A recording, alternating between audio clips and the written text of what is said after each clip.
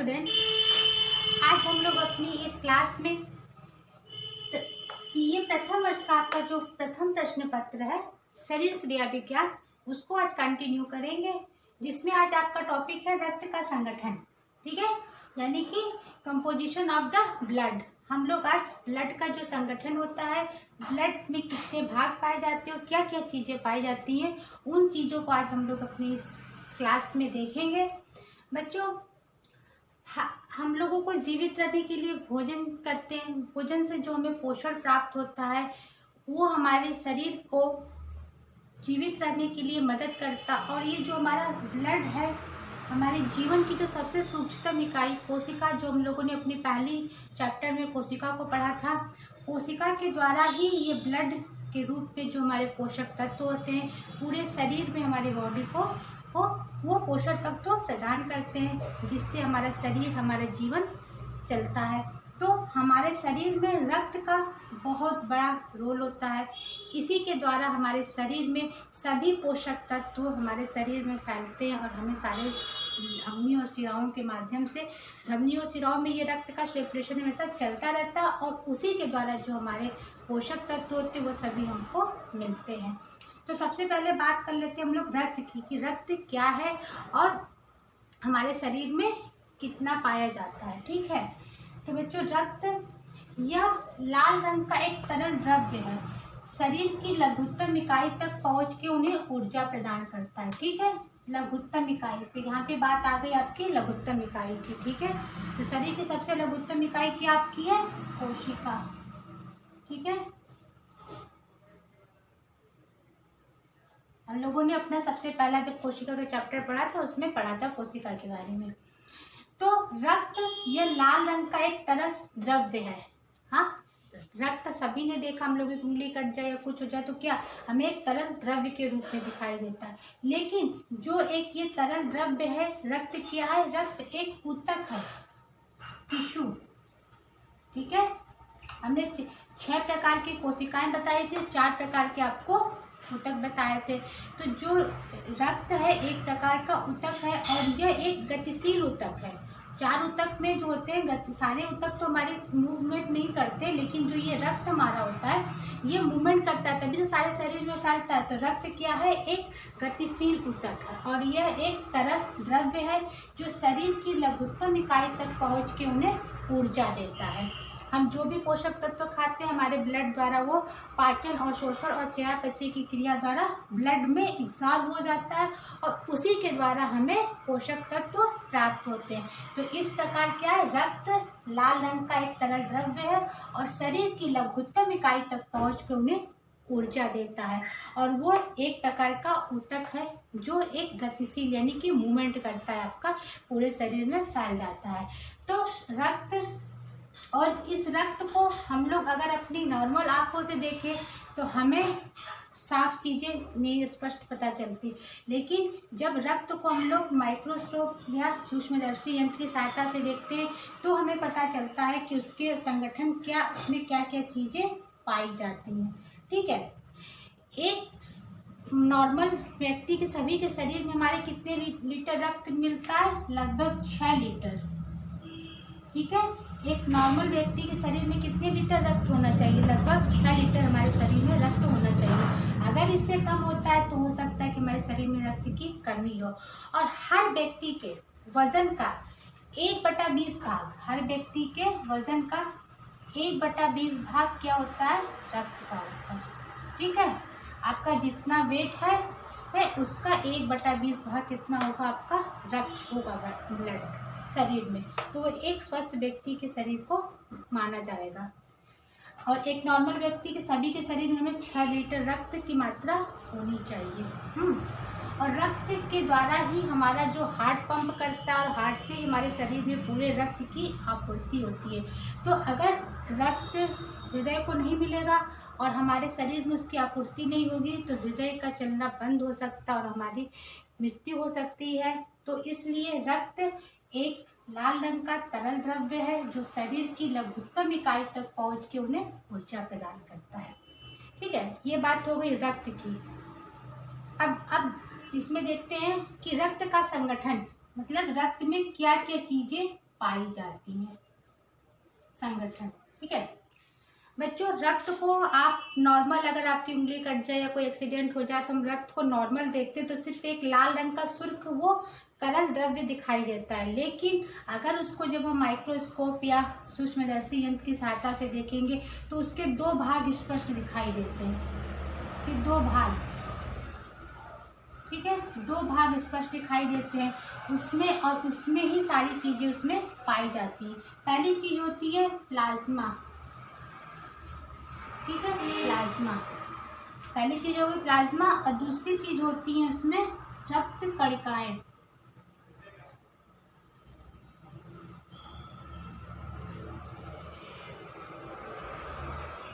रक्त कणिकाएं, हाँ, दो भाग दिखाई देंगे सूक्ष्मदर्शी यंत्र से देखेंगे तो प्लाज्मा और रक्त कणिकाएं। प्लाज्मा जो होता है रक्त का तरल भाग होता है, ये प्लाज्मा रक्त का तरल भाग है। ठीक है, इसमें करीब 90% तक पानी की मात्रा होती है और 10% भाग में उनके जो चीजें पदार्थ होते हैं वो पाए जाते हैं। तो प्लाज्मा क्या है, रक्त का एक तरल भाग होता है। और रक्त कणिकाएं 3 प्रकार की रक्त कणिकाएं ब्लड में पाई जाती है। कितने प्रकार की? 3 प्रकार की। 3 प्रकार की, ठीक है, 3 प्रकार की रक्त कणिकाएं पाई जाती हैं, आपको अभी आगे इसमें बताएंगे। और ये जो रक्त कणिकाएं होती हैं प्लाज्मा में, ये प्लाज्मा आपका तरल भाग है तो प्लाज्मा में ही रक्त कणिकाएं तैरती रहती हैं, यानी कि ये मूवमेंट करती रहती है। प्लाज्मा में ही ये रक्त कणिकाएं मूवमेंट करती रहती हैं और एक स्थान से दूसरे स्थान पे जाती रहती हैं। और इन रक्त कणिकाओं में है पहला आपका है WBC, दूसरा हो गया आपका RBC और तीसरा आपका हो गया प्लेटनेस।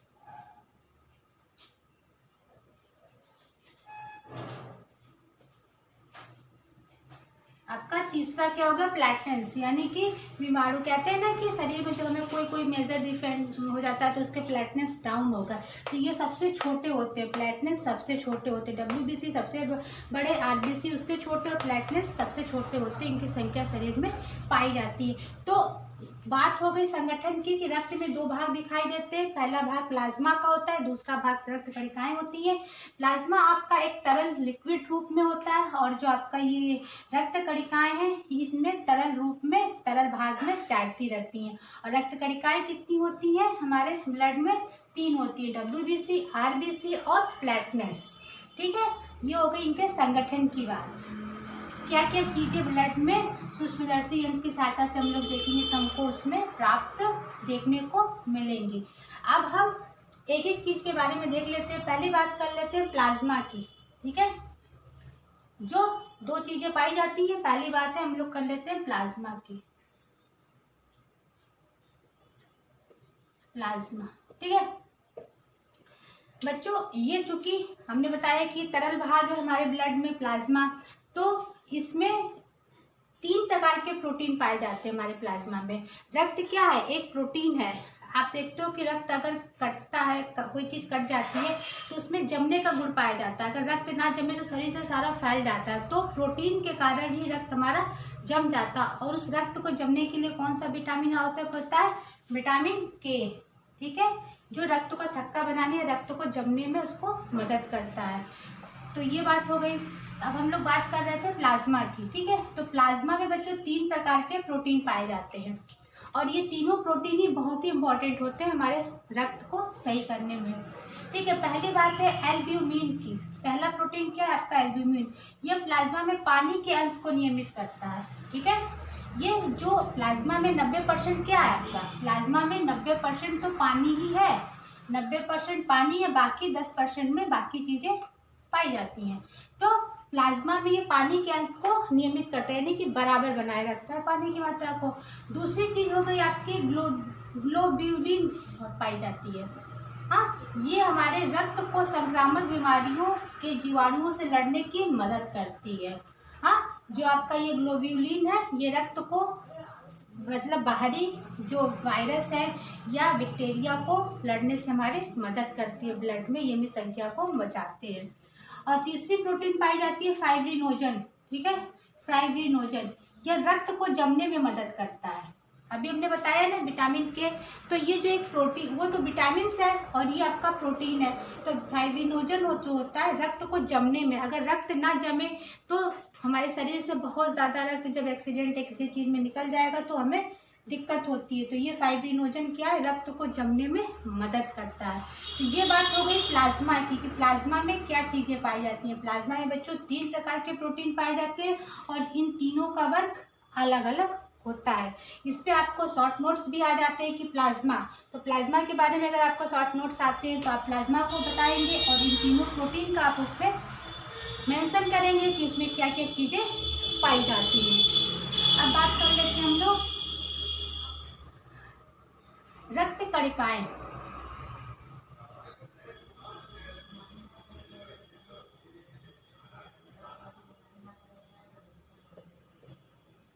रक्त कणिकाएं, ठीक है, रक्त कणिकाएं।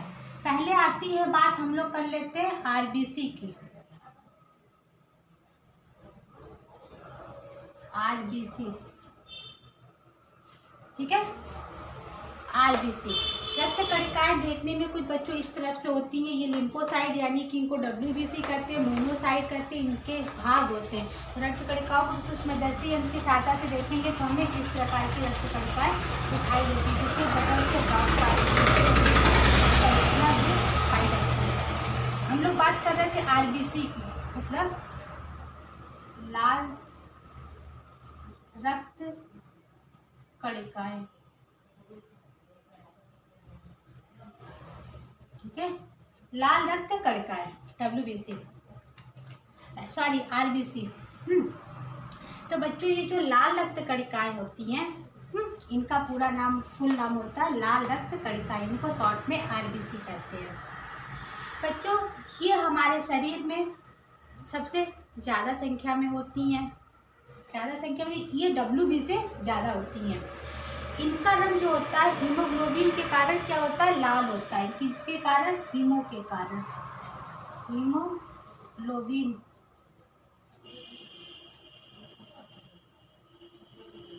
हीमोग्लोबिन के कारण जो होता है इनका रंग लाल होता है। हाँ, haemo plus globin, haemo means लोहा, ग्लोबिन एक प्रकार का आपका जो ये प्रोटीन पाया जाता है, तो आपका हीमोग्लोबिन के कारण इनका रंग लाल होता है। इनका जीवन काल बच्चों 90 से 120 दिन तक होता है, ठीक है, इनका जीवन काल लंबा होता है, यानी कि हमारे शरीर में 90 से 120 दिन तक जीवित रहती हैं, फिर ये डेड हो जाती हैं और इनके अंदर का जो प्रोटीन होता है वो दूसरे में ट्रांसफ़र हो जाता है। और इनका निर्माण कहाँ होता है, इनका निर्माण सबसे ज़्यादा हमारे शरीर की बोन मैरो में इनका निर्माण होता है। और ये ब्लड के में, जो हमारा ब्लड है उसके द्वारा ही मूवमेंट करती हैं, ये अपने सेपरेटली रूप में शरीर में हमारे एक दूसरे जगह नहीं जाती हैं, ये ब्लड में ही समाहित होती है और ब्लड के द्वारा ही एक दूसरे से जाती हैं। ये कुछ गोल और चिपटी आकार की होती हैं। कैसी होती हैं, गोल और चिपटी,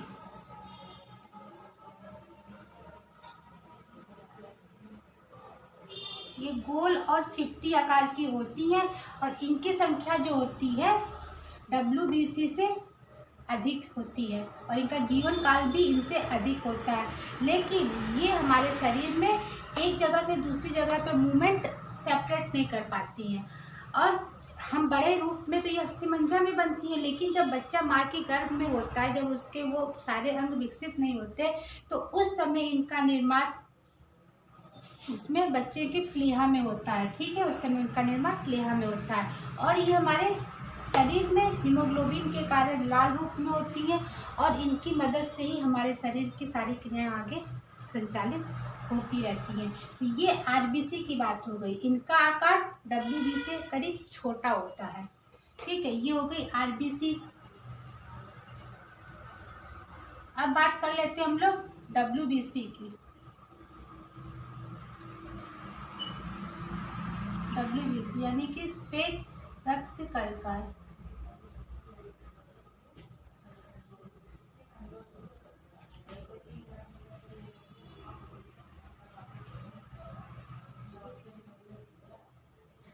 श्वेत रक्त कणिकाएं, ठीक है, इनमें हीमोग्लोबिन की मात्रा नहीं पाई जाती, इसलिए इनका रंग सफ़ेद होता है। पहली बात, इनका जो आकार होता है आरबीसी की अपेक्षा बड़ा होता है, ठीक है। ये एक घन मतलब एक बूंद आपका अगर रक्त है तो उसमें इनकी मात्रा कितनी होती है, करीब 8 से 10,000 तक, ठीक है। ये एक बूंद अगर हमारा रक्त में अगर उसको चेक करते हैं तो इनकी मात्रा कितनी हो जाती है, करीब 8 से 10,000 तक हो जाती है।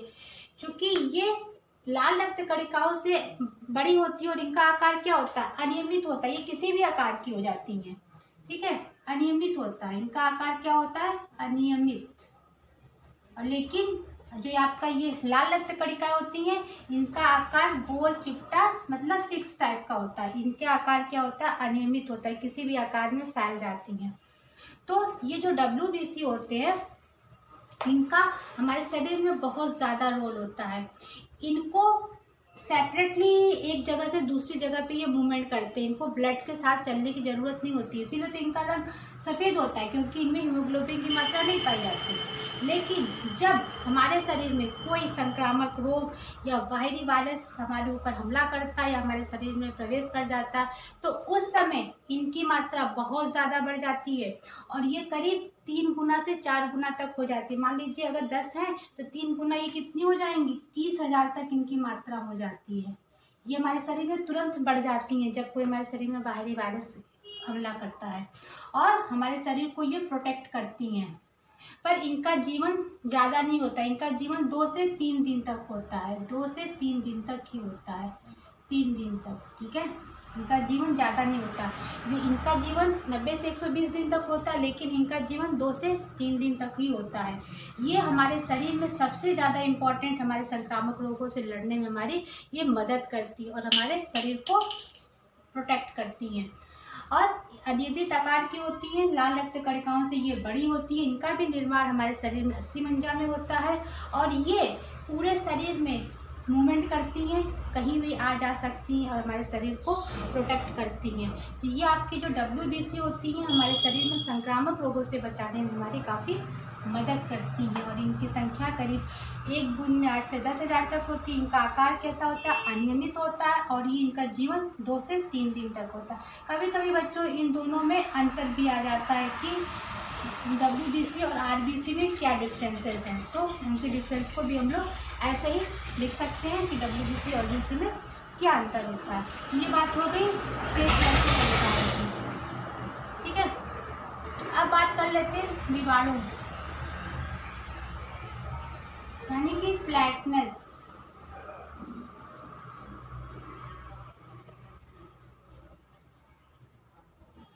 फ्लैटनेस, ठीक है।